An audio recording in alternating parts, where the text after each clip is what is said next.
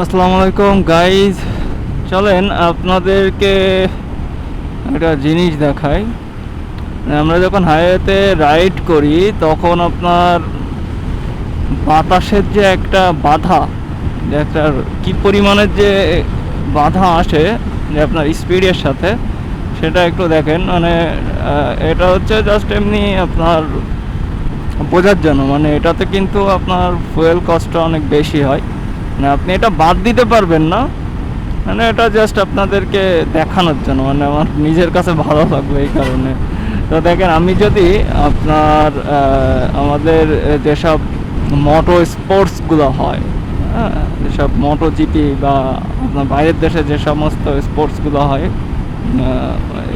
Motor সাইকেলের, তো ওনাদের যে গেট আপ থাকে, বাইকের যে গেট আপ থাকে, বাইকের সাথে বডির যে একটা অ্যাডজাস্ট, এটার যে একটা আলাদা গেট আপ থাকে, এগুলো আসলে কেন থাকে এগুলোর পিছনে কিন্তু কারণ আছে। কারণ আপনি যদি নর্মালি এইভাবে রাইড করেন তাহলে কিন্তু আপনার প্রচুর পরিমাণে বাতাস বাধা প্রয়োগ করবে আপনার স্পিডটাকে।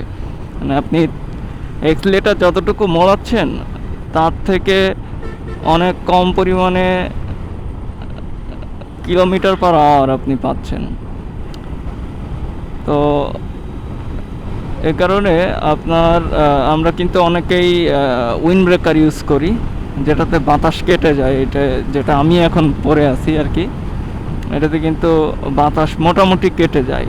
তার মানে ধরেন আমার যদি নর্মাল 4000 আরপিএমে যদি আমার 60 বা 70 থাকার কথা থাকে, তো সেই হিসাবে আমি এটাতে দেখা যাচ্ছে পাবো 60। ধরেন যদি 70 থাকার কথা থাকে তো 60 পাবো। আর যদি নর্মালি আপনি মানে ভারী কাপড় চাপড় পরে বাইক রাইড করেন তো সেটাতে কিন্তু আপনি আরও কম পাবেন, 50-এ চলে আসবে। তো এখন আমি আপনাদেরকে দেখাবো, কারণ রোড তো ভালো রোড তো সব ধুয়ে আসছি পিছে, সামনে তো আর ভালো রোড কই। চলেন আমি একটু মোটো জিপি স্টাইলের মতো করে আর কি একটু বাইক রাইড করি, দেখি আমার স্পিডটা কেমন উঠে। মানে ওনারা তো ধরেন একদম বাইকের সাথে শুয়ের মতো যায়, তাই না? একদম আপনার এখান থেকে এইখানে থাকে ওদের মাথা, বাইকের সাথে পুরো অ্যাডজাস্ট থাকে, মানে কম্প্যাক্ট থাকে পুরা, যার কারণে ওর স্পিডটা খুবই ভালো পায়। দেখেন আমার এখন কিন্তু 6000-এ আছে 74। সো আমি যখন ওই স্টাইলে যাব তাহলে ওই সময় আমার 6000-এ কত থাকে দেখেন, বা 6000 বলে না, আপনার ওই সময় স্পিডটা অনেক দ্রুত ওঠে। তখন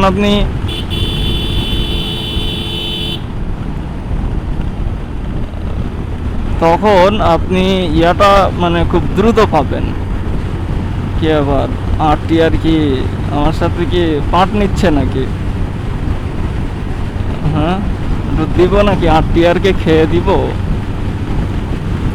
ওকে, এই রোডটাতে আমরা মারি। হ্যাঁ, ওকে ফাইন। দেখছেন আমি কিন্তু এখন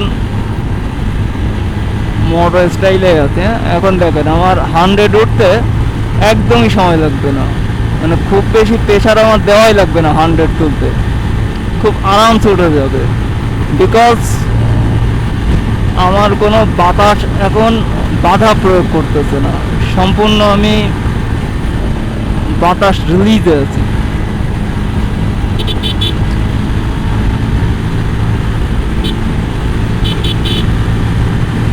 তো আমার বাইকের স্পিড তুলতে অনেক ইজি হচ্ছে।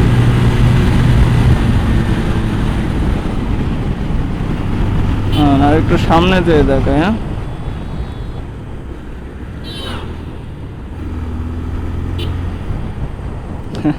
হ্যাঁ, এলোমেলো হয়ে গেছে এখান থেকে।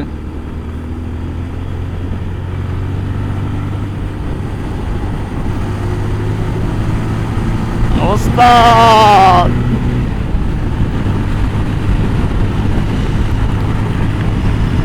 সো এইটাতে আপনার কি হবে, মানে আপনি দ্রুত স্পিড তুলতে পারবেন, তবে এটা সবসময় করা যাবে না, আপনি মজা করার জন্য একটু করতে পারেন। মানে এগুলো একটু রিস্কি, কারণ আমাদের যে এই যে বাইকগুলো, এগুলো কিন্তু নর্মালি এইভাবে চালানোর জন্য না, বুঝছেন?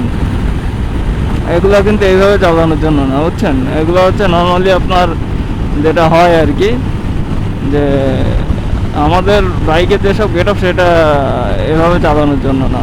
এই এখন যেসব আপডেটেড বাইকগুলো আসতেছে, ধরেন এই যে কারিশমা লঞ্চ করছে, এগুলোতে অনেকটাই ওইভাবে চালানো যায়, তারপরেও আমাদের ফুল বডি যায় না, আমাদেরকে সোজা হওয়াই লাগে। এটা আমি আজকে কয়েকবার পরীক্ষা করে দেখলাম, ওইভাবে দিলে ওইভাবে ইয়া হয়ে যদি আমি চালাই তাহলে মোটামুটি বেশ ভালোই কাভার করে, মানে বাতাসটা অন্তত কম লাগে। এই যে এখন বাতাস কিন্তু অনেক কম লাগতেছে। এখন দেখেন আমার 6000 RPM-এ 80 উঠে গেছে, যেটা ছিল আগে 70, এখন 85। দেখছেন, কিলো 6000 RPM-এ আমার মোটামুটি 80-র কাছাকাছি, 90-এর কাছাকাছি চলে যাচ্ছে, তাই না? এটা কিন্তু ভালো। এই জন্য আপনারা চেষ্টা করবেন যে বাতাস যত প্রোটেক্ট করা যায়, এর জন্য আপনি ভালো উইন্ড ব্রেকার পরেন, তাতে কোনো ঝামেলা নাই। বাট আপনাকে বাতাসটাকে আপনাকে ইয়ে করতে হবে, বাতাস যেন কেটে যায়, তাহলে আপনি হাইওয়েতে চালায় মজা পাবেন অনেক। এটা একটু দেখানোর জন্যই আপনাদেরকে নিয়ে আসলাম আবার। তো আমি খুলনার কাছাকাছি চলে আসছি। আমার বাসায় যাইতে এখনো 1.5 ঘন্টার মতো লাগবে।